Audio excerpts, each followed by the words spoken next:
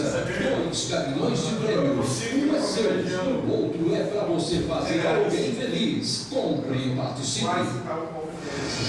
Eleições 2008.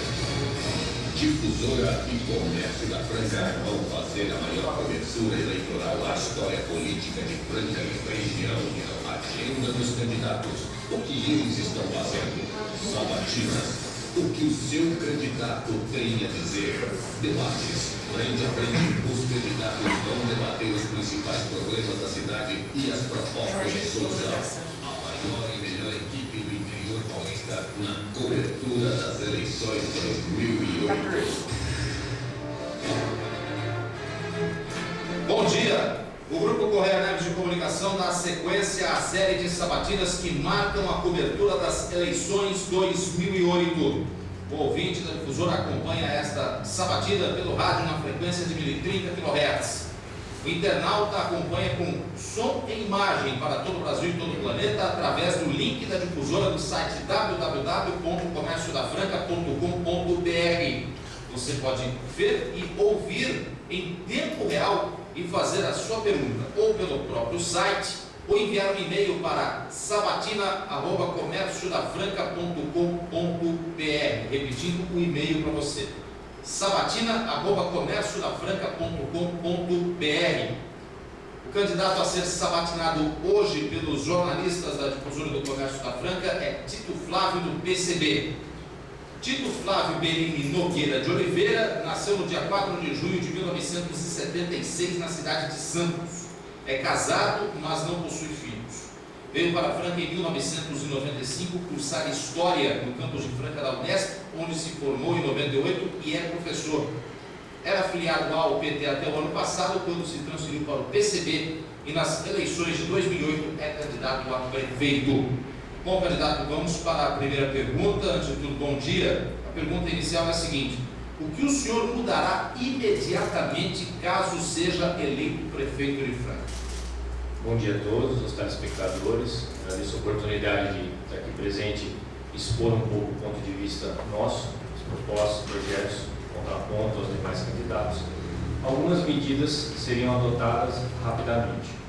Primeira, a abertura maior à participação popular, né? Ouviríamos mais a população nas medidas que a gente considera emergencial. Por exemplo, 2 medidas emergenciais: a municipalização do transporte. A gente vai debater com a população, senão vai ser uma medida de forma autoritária e unilateral. E no âmbito da saúde, a retomada da gestão plena da saúde, né, para voltar de fato a prefeitura, a população da cidade a controlar os seus destinos nessas 2 áreas que hoje não controlam.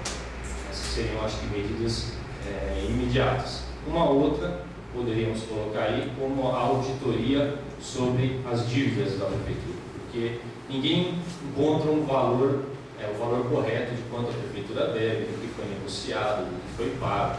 Ora, a imprensa local publica uma coisa, a imprensa de fora publica outra, o prefeito diz que está tudo sanado. Espero que esteja sanado, porque aí não teremos problemas nenhum de investimento na cidade. Duvido muito que esteja tão às mil maravilhas como ele costuma dizer. Mas seriam basicamente, talvez, essas 3 medidas.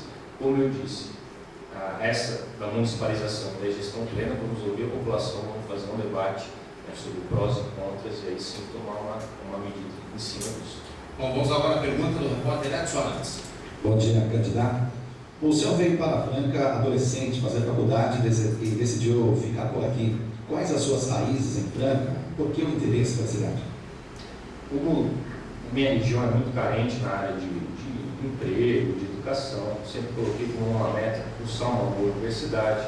Não conhecia a Franca até então, só pela imprensa, basquete, sapato, essas coisas que saem, né, que são bem publicados fora de Franca.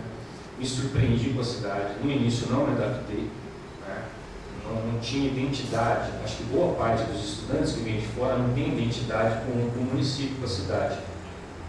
Foi justamente ao pesquisar a história da cidade, através da monografia, trabalho de conclusão em curso, né? Também a minha militância no movimento estudantil começou a gerar certos vínculos com a cidade, a conhecer os bairros, conhecer a história, conhecer a realidade da cidade, e passei a admirar e respeitar muito pode ser uma cidade operária, uma cidade com uma tradição de luta, uma tradição de organização, uma certa até rebeldia. Muitos dizem que Franca é uma cidade extremamente conservadora. Eu acho que é uma meia verdade. Ela tem momentos de explosões, de organização, de posicionamentos, até de, vamos dizer assim, pioneiros em relação ao país todo. E pude, então, conhecendo a história da cidade, não só respeitar, mas admirar. Aí vim continuar os estudos, acabei me casando com uma pessoa de Franca. Eu costumo dizer que, como Milton Santos, famoso geógrafo, diz, você é cidadão não a partir do lugar que você nasce, e sim a partir do lugar que você produz, que você vive, que você estabelece suas relações. Me considero hoje francano, claro, com raízes no litoral, no Itanhaém, mas hoje eu conheço muito mais a realidade de Franca, sem sombra de dúvida, do que a realidade de Itanhaém. Algo que me dá saudade, gosto de ir para lá, mas me identifico demais com Franca e com o interior hoje. Bom, agora a pergunta do repórter Alex Henrique. Candidato, bom dia. O senhor era filiado ao PT até agosto do ano passado. Por que deixou o partido? Veja, não há uma debandada de alguns anos para cá de filiados do PT. Muitos apontam em traições, mudanças de posição. Talvez a minha saída do PT não vá muito nesse sentido. Eu não considero que o PT traiu as origens. Eu acho que foi uma releitura que acabei fazendo da tradição do PT, do papel do PT na história e dos limites até dessa posição. Considero o PT hoje um partido de centro-esquerda, um partido próximo à social-democracia, já que o PSDB não é um partido social-democrata. O PSDB é muito mais um partido neoliberal do que um partido social-democrata, não faz políticas públicas de seguridade, enfim, está longe do estado de bem-estar social que se atingiu na Europa. O PT se aproxima disso. Acontece que para mim isso é insuficiente. As necessidades, acho que o povo brasileiro, da sociedade, que realmente necessita do poder público, vão muito além de meras garantias de uma certa seguridade social. Então, percebendo isso e vendo, claro, que o PT tenta retomar uma aliança que foi feita por Vargas, muitas vezes entre capital e trabalho, na minha concepção são questões muito difíceis de você conciliar, veio o meu desligamento do PT. Eu acho que teriam condições de fazer mudanças estruturais e foram deixados de lado. Quer dizer, se investe, como talvez nunca se investiu na área social, mas o que se investe no setor de especulação, grandes empresas, muito maior pagamento de dívida do que se investe nas áreas estruturantes da sociedade nossa. Essa é a grande razão. E também os limites do governo municipal, não tem como dizer, 8 anos do governo PT, participei da direção do partido, a gente entrou em choque muitas vezes com o governo, a gente costumava dizer, inclusive, que não era um governo do PT, era um governo de um setor do PT, outros setores não eram ouvidos, e tentava reorientar onde acreditava que estava errado, que podia melhorar. Infelizmente não fomos ouvidos, então gerou um desgaste muito grande isso também. E decidimos por outros caminhos. A saída do PT vem na metade do ano passado. Bom dia, candidato. Nessa medida que o senhor disse, a gente pode considerar que a opção do PT por abandonar aquela leitura socialista que tinha foi decisiva para a sua saída do partido, na medida que o senhor defende claramente um governo ou uma organização do Estado comunista ou socialista. Como é que o senhor definiria isso? Como é que o senhor vê essa questão do PT? Veja, eu acredito, isso na análise de discurso, na teoria de análise de discurso, costuma-se dizer, tem um termo que é o famoso diálogo dos surdos. Eu falo uma coisa, e você, a partir da sua leitura de mundo, dos seus valores, você talvez vai interpretar diferente do que eu quis dizer. Acho que muito tempo dentro do PT a gente queria que o PT fosse socialista, ou tinha traços, alguns grupos, e dizíamos que o PT é socialista.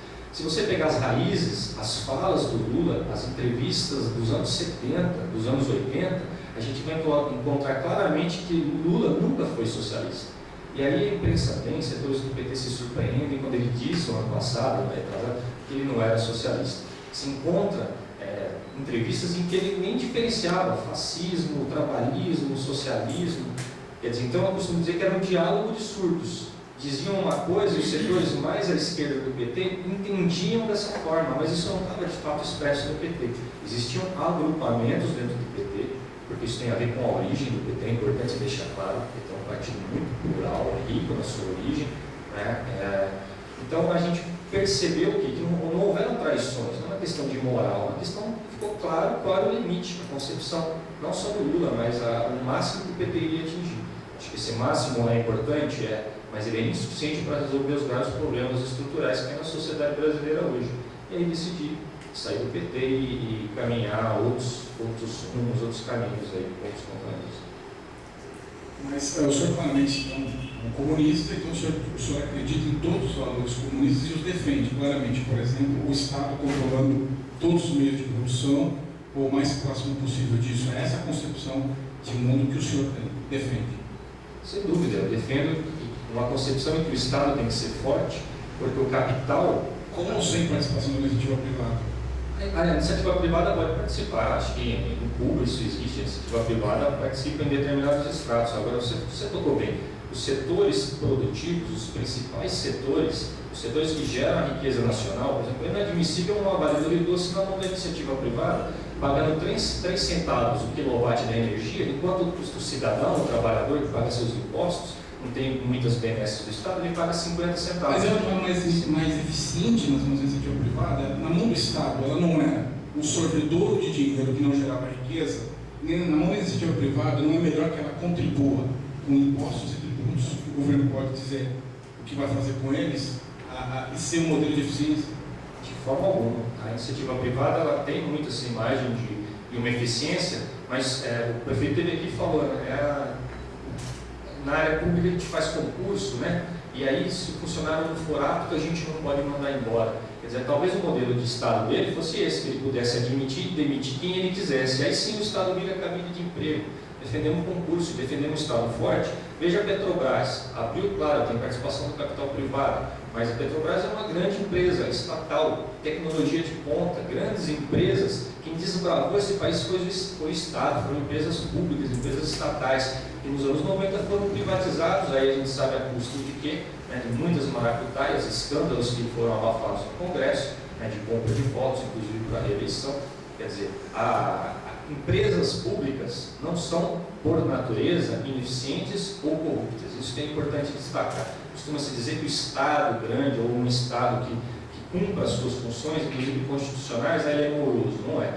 Para todo político que ocupa um cargo público corrupto, existe um ente corruptor. Isso pouco se toca. Um exemplo é Daniel Dantas. Daniel Dantas ele não é um ente público, é alguém da iniciativa privada. Geralmente existem interesses privados, então hoje o que a gente tem é um Estado privatizado.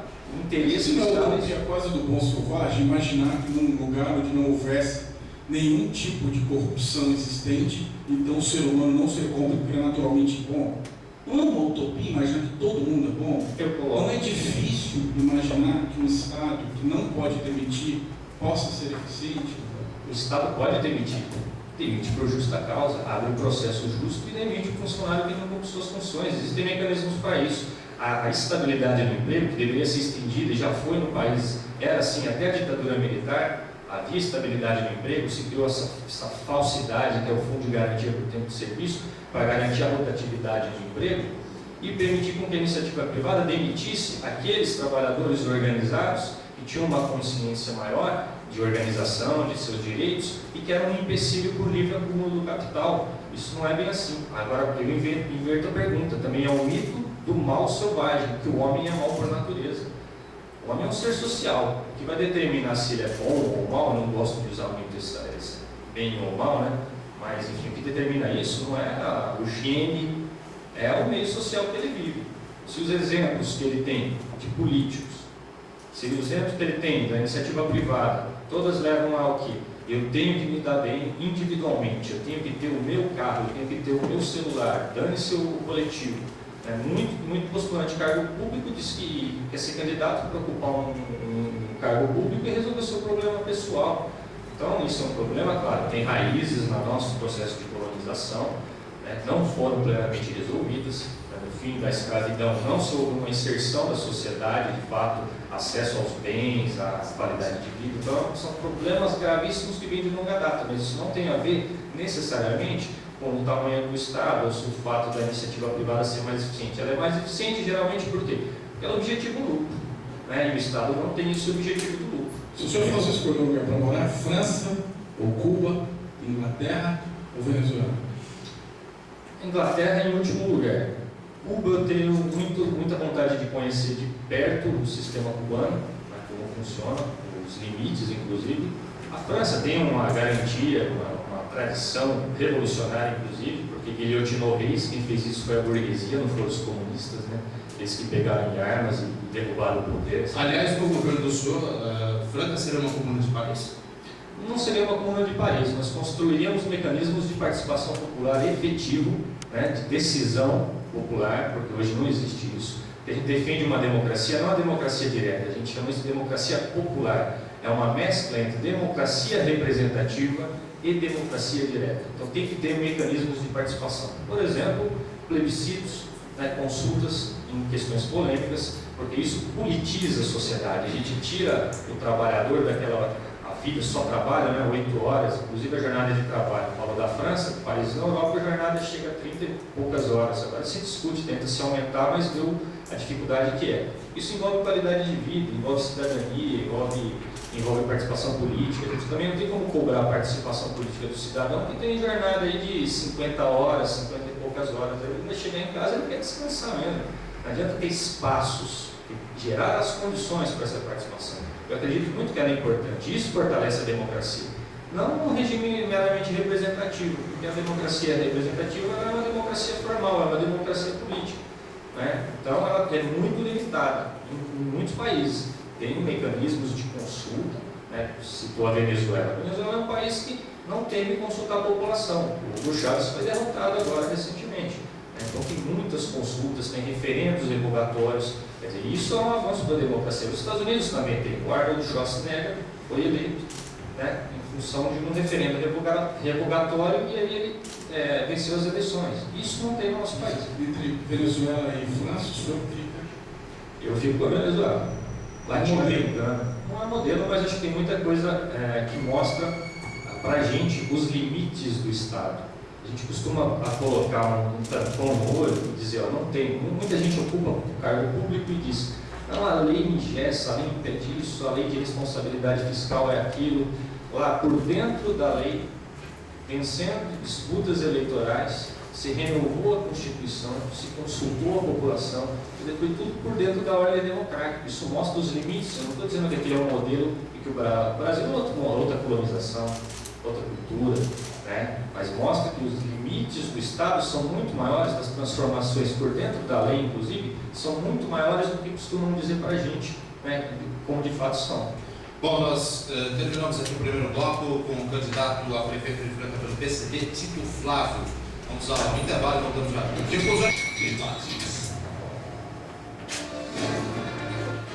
Voltamos aqui do auditório jornalista Correia Neves com a sabatina do candidato a prefeito de Franca pelo PCB, Partido Comunista Brasileiro, Tito Flávio.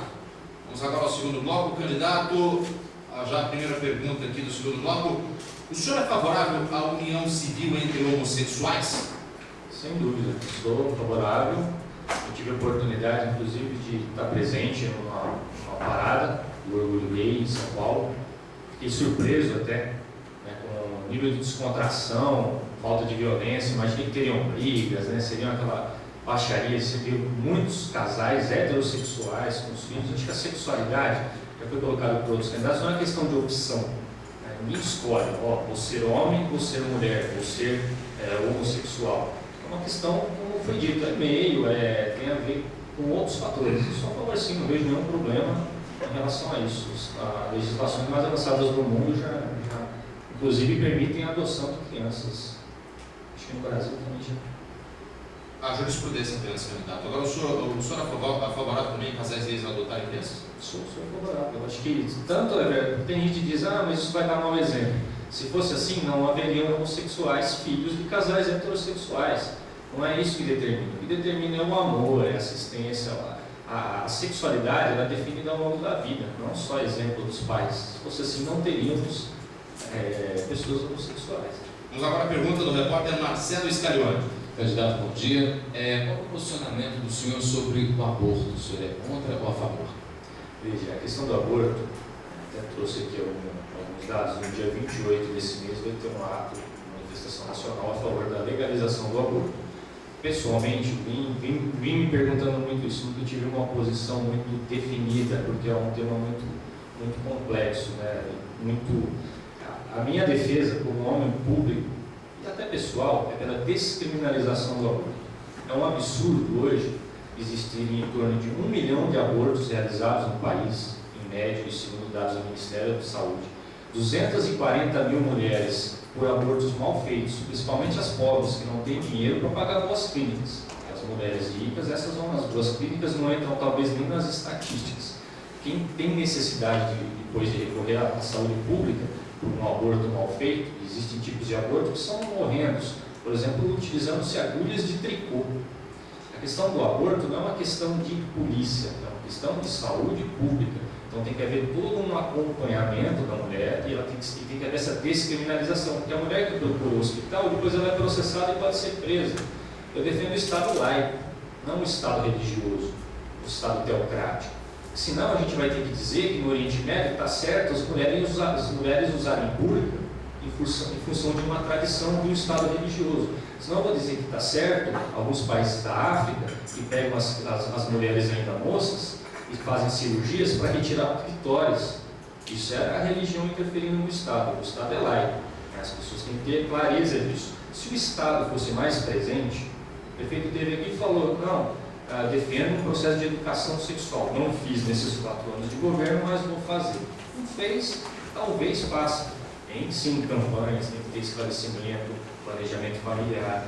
Não há distribuição, por exemplo, de anticoncepcionais na rede pública, distribui-se camisinha, mas a sociedade machista como a nossa, tem gente inclusive esclarecida que se recusa a utilizar a camisinha. A igreja, que é radicalmente contra o aborto, também é contra métodos contraceptivos. Quer dizer, está talvez nesse ponto ainda na Idade Média. Defendo o quê? A descriminalização do aborto. A mulher não pode ser criminalizada por isso. Ninguém pratica um aborto porque gosta. Ela corre risco de vida, inclusive, quando pratica um aborto. Bom, mas o senhor pessoalmente acha que o aborto deve ser uma opção da mulher ou não? Porque é diferente da questão da criminalização. Essa posição ficou clara. Mas o senhor acha que o aborto deve ser um direito da mulher ou o senhor entende que não é um direito? Eu acho que é um direito da mulher. Como é em Portugal, como é no Uruguai, que é o nosso país vizinho. Agora pergunta do repórter Marco Nogueira. Candidato, o senhor é a favor ou contra as invasões de propriedades particulares? Novamente, eu vou frisar. Não, eu defendo a Constituição, a nossa Constituição até avançada nesse ponto. Não existem invasões. Muito grileiro é que invade terra. Grileiro invade terra. Defenda a Constituição. A Constituição estabelece, artigo 5º, que a gente às vezes para lá no inciso 12º, né, garantido o direito de propriedade. A linha de baixo da Constituição diz o seguinte: a propriedade atenderá à sua função social. Então a propriedade é um direito inalienável do país, mas ela tem que atender função social. Não atende função social, tem um lema que diz: a luta faz a lei. A lei tem lado, o Estado tem lado, não existe justiça cega nesse país. Basta ver o que aconteceu com o Daniel Dantas. Foi preso, tanto de prova contra ele, e mandaram soltar. Ocupação é um ato legítimo de pressionar o poder público para que a lei seja cumprida. Ocupação de terra e outros tipos de ocupação. Mas ainda quando destrói, por exemplo, quando fizeram as instalações em Prata, quando a Liga Campesina invadiu e quebrou tudo ali, o senhor acha que é legítimo uma ação desse tipo? Eu não tenho certeza, mas se eu não me engano, a Via Campesina ela não invadiu as instalações da Embrapa. Não, a Via Campesina invadiu lá uma grande área da instalação. Em função de um direito individual, qual é o problema, por exemplo, dos transgênicos?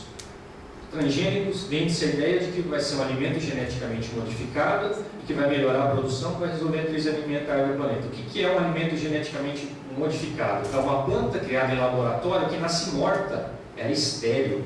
O agricultor ele passa a depender eternamente de uma empresa privada para comprar as sementes, porque ela não se reproduz, não existe mais. E ela contamina as áreas de produção de semente cabocla. Então, em função de uma legislação ainda frouxa como a nossa, permitir com que pesquisas desse porte sejam desenvolvidas e afetem a vida de milhões de pessoas, isso é inaceitável. Mas se não vai para barbárie, se cada um achar que pega na porrada e resolve, nós não vamos para uma guerra civil, porque, de outro ponto, aquele que acha que está prejudicado pela invasão do outro, também vai pegar em armas para defender o seu. Isso não leva a uma guerra civil? Não se pegou em armas em momento algum. Costuma-se dizer que o movimento sem terra pega em armas quando faz ocupação. Eu não estou falando que é exatamente o movimento sem terra, estou de parte a parte. Se cada um acha que resolver, né, usar os seus próprios métodos, a gente não tem a renúncia ao Estado e a gente tem aí uma guerra civil. Vou te dizer que isso são medidas extremas. Isso não é um cotidiano. A gente não vê isso todo dia. Isso são medidas extremas que o movimento popular tem que adotar, como a burguesia adotou em determinados momentos, como ela faz quando ela promove golpes. Aí está na beira do golpe aqui a Bolívia, tentaram dar um golpe na Venezuela, um golpe frustrado. Quer dizer, isso não Mas é... o Chaves também não tentou dar um golpe? Veja, isso aí não é inerente ao movimento popular. Isso são medidas extremas. Não defendo a violência, não defendo assassinatos, não defendo sequestros, defendo o direito à vida. Só que defendo o direito à vida em sociedade coletiva. É inaceitável, por exemplo, que se financie pesquisas desse tipo e outras que poderiam, de fato, gerar supressão da fome não sejam tão investigadas. Mas ele não é um problema legal e não de invasão de terra? Por exemplo, o senhor tem uma posição contra determinada possibilidade de pesquisa. É natural. O senhor mesmo aqui falou, por exemplo, que é importante o Estado laico para que a discussão seja racional. Se a gente parte a defender com paixão as coisas todas, elas ficam um pouco descabidas. Então, o senhor não acha que, por exemplo, o caminho dos movimentos sociais seria entrar com propostas de lei, projetos de lei, uma discussão no Congresso, seria muito mais saudável do que pegar a enxada e quebrar tudo? E aí, se ele quebra, como responsabilizar? Quem responde por ele, já que ele não existe na forma da lei? É simples. Muitas vezes, essas representações são feitas. É acionada a justiça. A justiça em regiões, em rincões desse país, ela tem lado, a gente sabe disso. É ilusório dizer que a justiça é neutra. Vamos ser sinceros, aqui ninguém é tolo para dizer que a justiça é neutra e ela trata igual todo mundo, não trata. Então você entra com ações, entra com representações, nada é feito, pesquisas ilegais. Teve um momento de destruição de pesquisas dessas, as pesquisas estavam fora da lei porque não havia regulamentação nenhuma ainda sobre essa área no Brasil. Depois veio aí a CNPq aí, tentou regulamentar um pouco isso. Quer dizer, quando o grande descumpre a lei, aí nada acontece. Aí tem que entrar com representação, não acontece nada. Agora, essas representações são feitas. Agora, você fica tomando pancada, esperando a justiça decidir, até que hora? Até você morrer? Aí não tem jeito, é uma questão de sobrevivência. Ninguém vai... Se eu descer daqui e for tentar te estrangular, você me mata. Vai ser um ato legítimo, vai respeitar a lei? Não. Te dá o direito de legítima defesa. Muitas ações dessas poderiam ser consideradas como direito de legítima defesa, porque se a gente deixar frouxo do jeito que está, já disse isso outras vezes, a gente está caminhando para a beira da extinção da humanidade. A vida é curiosa. Esse é o argumento usado pelo governo Bush, que o senhor deve detestar, para justificar os ataques preventivos contra o Oriente Médio, porque ele acha que pode ser atacado. Então, antes de ser atacado, ele bate. Não é terrível isso? Não é uma lógica perversa? Não é ataque preventivo. O MST não faz ataque preventivo. O movimento social não faz ataque preventivo. Ele só faz uma ação mais radicalizada. Como ele sabe que vai perder na luta da justiça, ele então ataca para não morrer. Não é assim. Novamente enfatizo. Ele não sabe que vai perder. Ele recorre a todos os mecanismos legais prioritariamente. Tem a Constituição do lado, a Constituição embaixo do braço. Os movimentos sociais usam a Constituição para se defender, ela é clara. Função social da propriedade. Alguém que não cumpre a função social, e o governo, a ideologia dominante, se costuma dizer, é a ideologia da classe dominante, que detém o poder do Estado. A gente faz os embates de menor impacto, tentam ser feitos, mas muitas vezes a justiça é muito morosa. Mas, de novo, essa função social, quem cria boi, o senhor não é função social, não pode criar boi, ou pode criar boi. Ou a função social da terra é apenas aquela de subsistência. Ou a terra como negócio pode existir. Como negócio só de compra e venda, não. De forma alguma, tem que produzir. Ainda que seja boi. Ainda que seja boi, está produzindo. Agora, qual é o problema? O índice de produtividade utilizado no país, isso está parado no governo Lula, é o mesmo dos anos 60. Isso é uma reivindicação dos movimentos sociais. Avançou-se a tecnologia, fala de transgênico, o índice de produtividade para aferir se a terra é produtiva ou não, é dos anos 60. Quer dizer, isso é uma chacota que faz com o povo brasileiro. E veja, a função social da propriedade não é só no campo, não. na cidade também. Isso pode servir, inclusive, para desapropriar casas de especuladores imobiliários que vivem às custas do sofrimento do trabalhador e tem 90 casas de aluguel. A casa, se não tiver cumprindo função social, ela pode ser utilizada a Constituição Federal, utilizada para desapropriação. E veja, não há expropriação no país, é tudo indenizado. Tem muita malandragem de fazendeiro, por exemplo, na região de Andradina, que sabe que a terra vai ser desapropriada. Sabe o que ele está fazendo? Ele planta cana. Porque aí no processo de indenização ele vai ter que pagar não só a cana que ele não colheu, mas as outras 3 safras que ele teria direito. Ficou a vida inteira sem plantar nada. A hora que sai a desapropriação ele planta cana. Para alisar quem? É o direito individual dele, legislando o meu, o seu, de todo mundo que está aqui nessa sala. Porque quem vai pagar é o dinheiro dos impostos que a gente recolhe. Bom, nós chegamos ao final do segundo bloco da sabatina com o candidato a prefeito de Franca pelo PCB, Tito Flávio. Difusora do Comércio da Franca, a maior cobertura de todos os tempos das eleições 2000. Voltamos aqui no terceiro bloco, aqui no Auditório Jornalista Correia Neves, com a sabatina com o candidato a prefeito de Franca pelo PCB, Tito Flávio. Agora a pergunta do repórter Edson Arantes.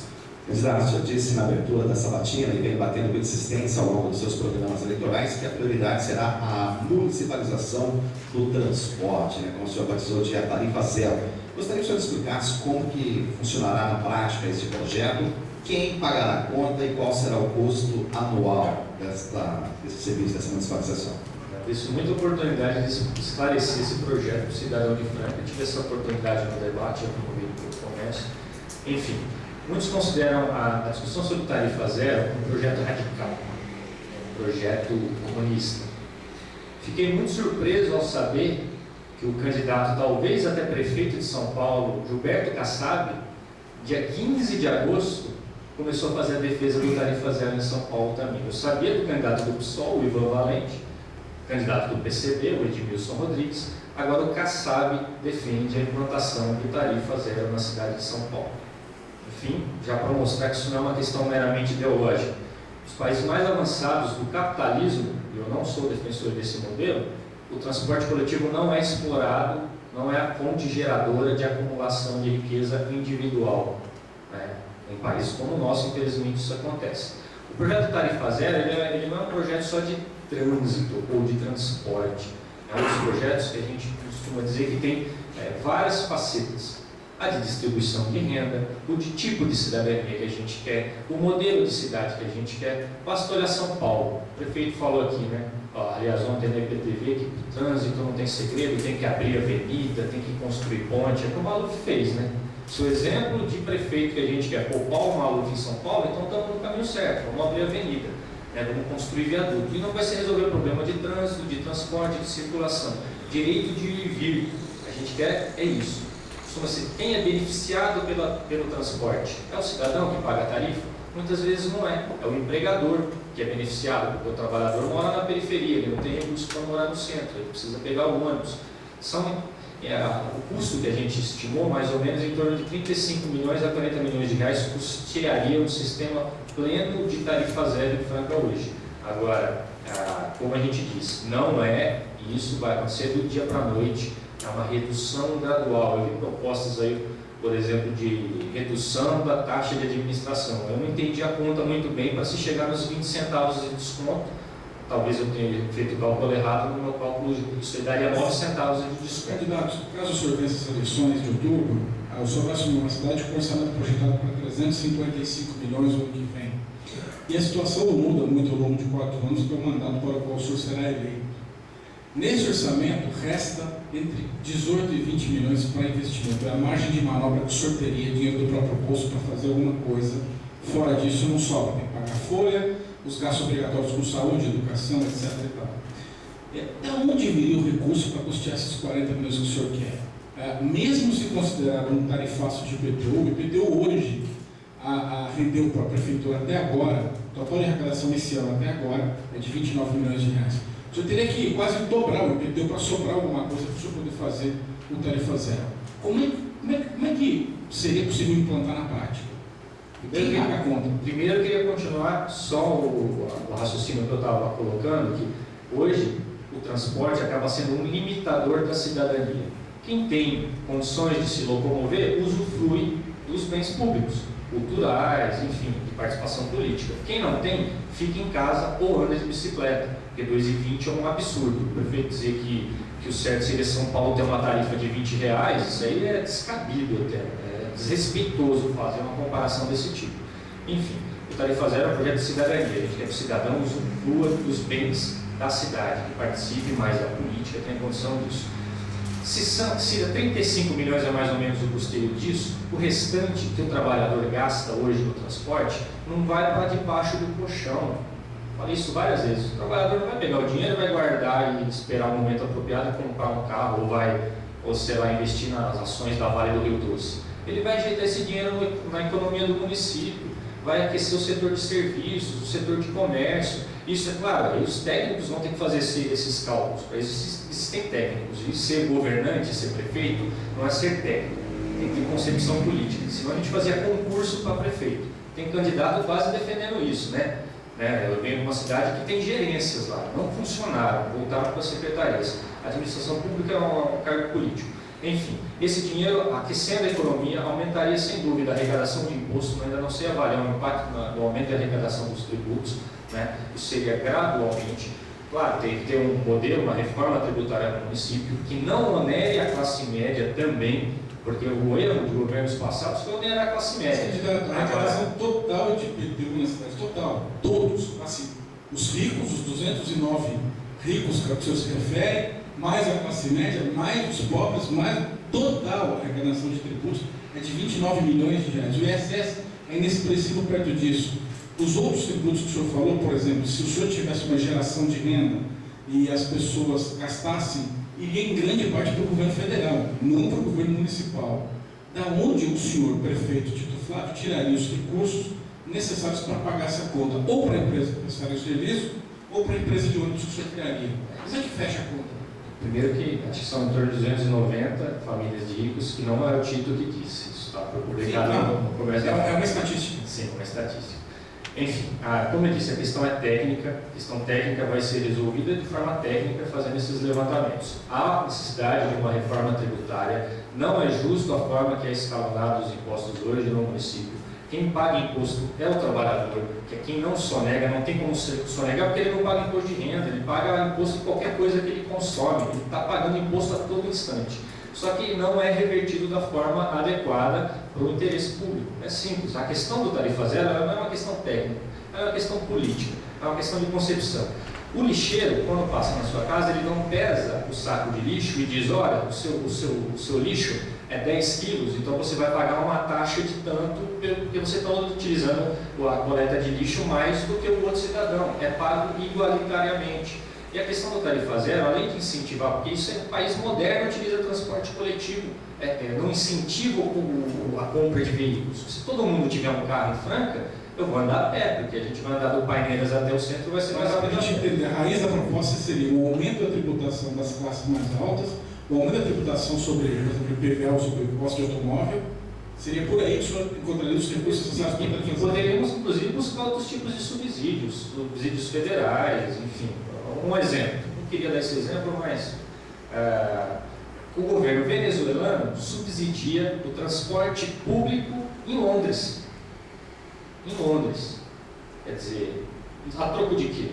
Ele está organizando talvez está tentando derrubar o governo na Inglaterra. Isso eu lembro, quando saiu essa informação, foi uma polêmica na Inglaterra. Ele subsidia um monte de pobre nos Estados Unidos, mas aí é uma questão política ideológica dele, né? Não é uma... Quero enfatizar isso, esse é um compromisso que a gente assume. O PCB, ao assumir o governo, ele não vai decretar tarifa zero da noite para o dia. A gente vai fazer um debate transparente. Hoje a gente não sabe quanto a empresa arrecada. Quem controla isso não é nem mais a prefeitura. É a primeira tarefa, municipalização, para a gente saber de fato como está funcionando hoje em dia. Não são coisas diferentes. O senhor defendeu um controle sobre os gastos da empresa, seja a concessionária de serviço público, é uma coisa. Prometer a tarifa zero é diferente, significa ter que ter recurso para fechar essa conta, né? No fim do mês tem que pagar. Da onde viriam? É dos cofres públicos, tem que aumentar a arrecadação, não tem segredo. Isso é questão técnica que vai ser resolvida de forma técnica. Não tem milagre. Como eu disse, se fosse tão impossível assim, o Kassab que está provavelmente indo para o segundo turno em São Paulo com a Marta, não defenderia em São Paulo, né, a maior cidade da América Latina, o tarifa zero como meta para 4 anos. Nós vamos criar as condições e, mais do que isso, vamos fazer o debate com a sociedade. Que tipo de cidade você quer, cidadão? Uma cidade em que o transporte seja uma barreira para você, que você gaste 1/3 ou 3 meses do ano de trabalho para pagar ônibus, ou que não, você participe da vida da cidade como um cidadão de fato. É isso que a gente Candidato, discute. o senhor tem projetos voltados à criação, à geração de empregos em Franca? Olha, um tema importante. Muitos candidatos aí falando que Franca é a segunda cidade, botou o prefeito, mais gera emprego no país, ou outros dizendo que é a 10ª, sei lá, cidade que mais gera emprego no país, a 3ª do estado. Esses dados não condizem com a realidade. A gente tem os levantamentos. Quem estiver ouvindo, é só acessar o site do Ministério do Trabalho, os dados do CAGED, mas não vejam só os dados desse ano, não. Vamos ver o dado do ano passado. Há uma tendência em Franca de demissões nos meses de novembro e dezembro. Franca não figurou nem entre as 100 cidades do país em 2007 geradoras de emprego. E vocês lembram? O Jornal da Globo publicou que Franca era a capital do emprego. Tanta gente que veio aqui achando que ia resolver a vida e assim se empregar em Franca. É uma meia verdade. Então não tem segredo. Grandes empresas fecharam no município. O poder público não fez absolutamente nada, não mexeu um dedo. Nós defendemos que o poder público tem que ter uma presença marcante nisso. Um exemplo é a organização de empresas em autogestão, que tem experiências bem-sucedidas no Brasil e no mundo. Isso é uma das formas. Uma fábrica que fecha simplesmente porque, por decisão do seu proprietário, ela já não cumpre o dispositivo constitucional da função social da propriedade. Já começa daí. Ela poderia ser, inclusive, desapropriada. Não defendemos isso. Defendemos que a prefeitura seja intermediadora, vá de encontro aos trabalhadores, ajude a se organizar e dê a opção. Olha, não está dando conta? Vamos ver se o trabalhador, então, quer assumir a empresa. Se os trabalhadores não derem conta, quem paga a conta é o poder público? Se os trabalhadores não derem conta, a empresa vai ser decretada falência, como é quando a iniciativa privada não dá conta. Mas nesse e o caso, trabalhador não. Os trabalhadores pagam uma conta ou o erário cobra um? Hoje, quem paga a conta é o trabalhador. Basta ver o que aconteceu nessa merda. Hoje, quem está pagando a conta é o trabalhador.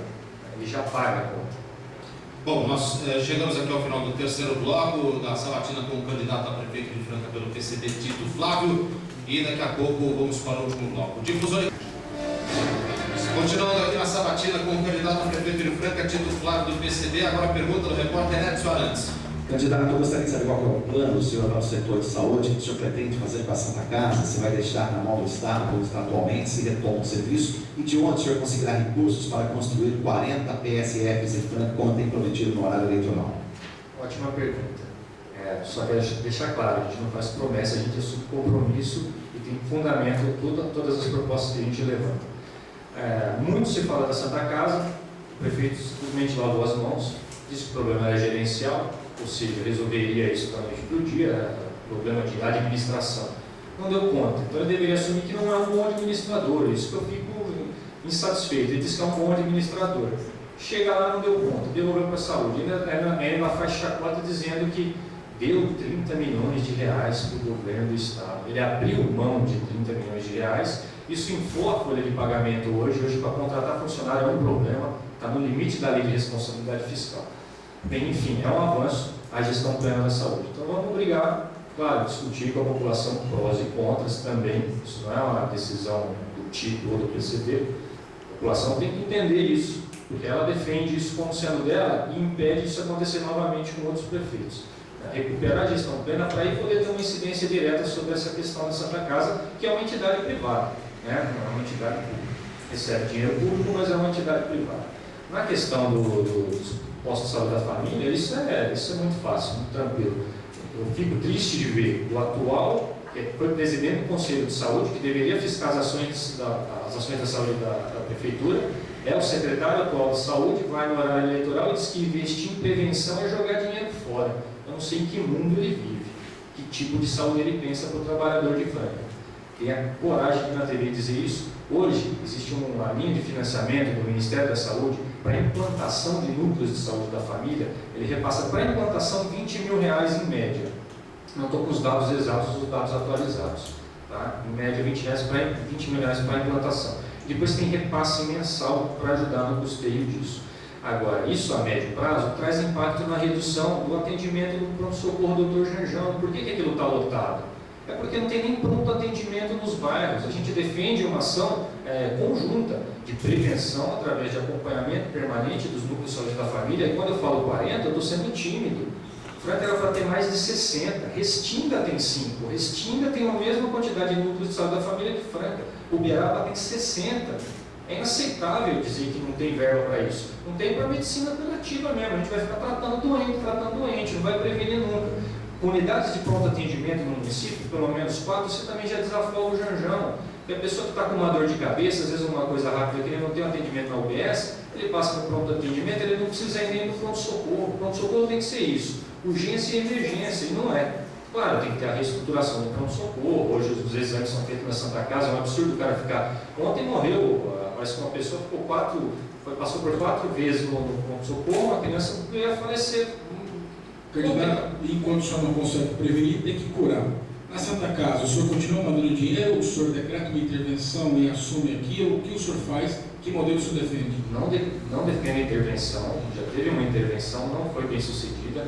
Aqui não trata-se também de defender a intervenção, porque isso foi uma sugestão, uma indicação inclusive da Justiça, né? Não foi vontade do governo naquele momento. Mas não defende uma forma de intervenção, defende o diálogo.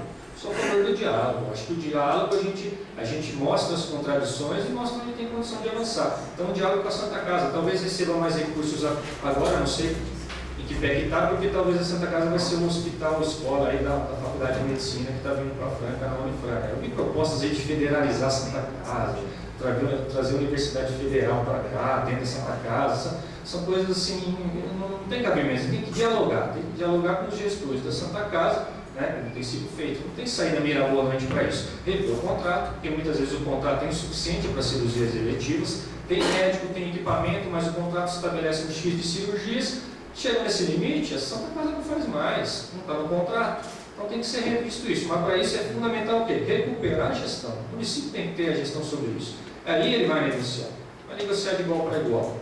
Do jeito que está hoje, realmente não tem saída. O prefeito disse que não tem saída, só que ele tem que virar público e assumir que foi incompetente nessa área. Pintou as unidades básicas de saúde. Isso aí, como está fazendo, está pintando rua. Lá no meu bairro é assim.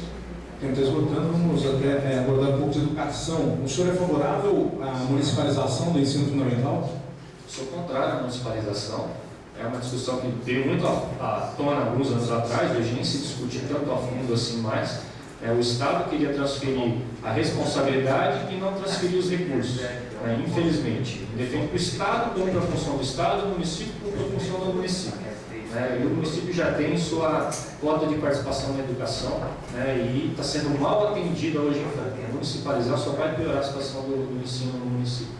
Candidato, de acordo com as últimas pesquisas de intenção de voto, divulgadas pelo Comércio Rodovia, o senhor ocupa a última colocação dos candidatos à Prefeitura de Franca. O senhor acredita que é possível reverter a situação nesses poucos dias que restam, levando em consideração também a equipe do senhor, que é bastante reduzida, a campanha quase não é vista nas ruas? Gostaria de dizer que já vi muitas campanhas em que o candidato eleito pela pesquisa dorme com ela debaixo do braço e acorda derrotado nas urnas. Está de salto alto, fazendo campanha em outras cidades, o atual prefeito, não acredita que vai ter segundo turno, acredito que tem condições de reverter. Isso até é um apelo que eu faço ao eleitor indeciso, ao cidadão que está com dúvida. Vamos dar mais 20 dias ali para a gente refletir melhor. 20 dias não vão fazer diferença tanto agora, como vão poder fazer 4 anos. É a possibilidade de Franca ter 2 turnos. No primeiro turno, você pode votar naquele projeto que tem identidade. Antigamente não era assim, a gente sempre votava no menos pior, para o pior de todos não ser eleito, o chamado voto útil. Com 2 turnos isso não acontece. Vote nos projetos, vote nas propostas que têm identidade. Agora, a nossa penetração é muito limitada. Nós somos, sem dúvida, a candidatura que tem menos recursos financeiros. E isso limita também a penetração. Agora, espaços como esse são importantes para esclarecer eleitores, esclarecer o cidadão, conquistar votos, conquistar militantes. E vamos avançar, sim, com serenidade, com tranquilidade. Agora, se a população avaliar que o prefeito deve continuar... Marcelo, agora, candidato, a partir de agora, sobre 1 minuto para as suas considerações finais. Gostaria só de tocar num ponto que eu não toquei aqui em relação ao Tarifa Zero, é que hoje as empresas preferem contratar empresa privada, fretar ônibus para os seus trabalhadores, do que pagar 50% do vale transporte que a lei que a lei exigiria que ele pagasse caso ele não tenha transporte público, transporte para o trabalhador. Então é mais barato ele fretar um ônibus do que pagar a metade da passagem em Franca. Agora agradeço a oportunidade, quero lembrar os eleitores, esse final de semana, sábado, terá debate ao vivo, pela IPTV, meio-dia. Importante que todos assistam, tirem suas dúvidas, participem. Temos o nosso blog na internet, eu voto 21.blogspot.com. Lá vocês vão encontrar notícias da nossa campanha, do nosso programa de governo está sendo colocado já, podem participar, tirar dúvidas. Agradeço essa oportunidade, a oportunidade de esclarecer o cidadão, o eleitor, é um espaço democrático. Deveriam ter outros espaços como esse. Infelizmente, poucos espaços como esse foram criados ao longo da campanha. Isso só enaltece, só fortalece a democracia, não tem razão de fugir. Todo debate que eu for convidado, todo espaço que eu tiver condição de esclarecer nossos pontos, nossas propostas, estarei lá. Pode ser com 5 pessoas no bairro que for. Tá certo, candidato. Obrigado pela sua participação, pela sua presença aqui no auditório jornalista Correia. Estamos encerrando aqui a sabatina com o candidato a prefeito Tito Flávio do PCB. Obrigado pela sua audiência. É aí o horário eleitoral gratuito. Difusora e Comércio da Franca, a maior cobertura de todos os tempos nas eleições 2008.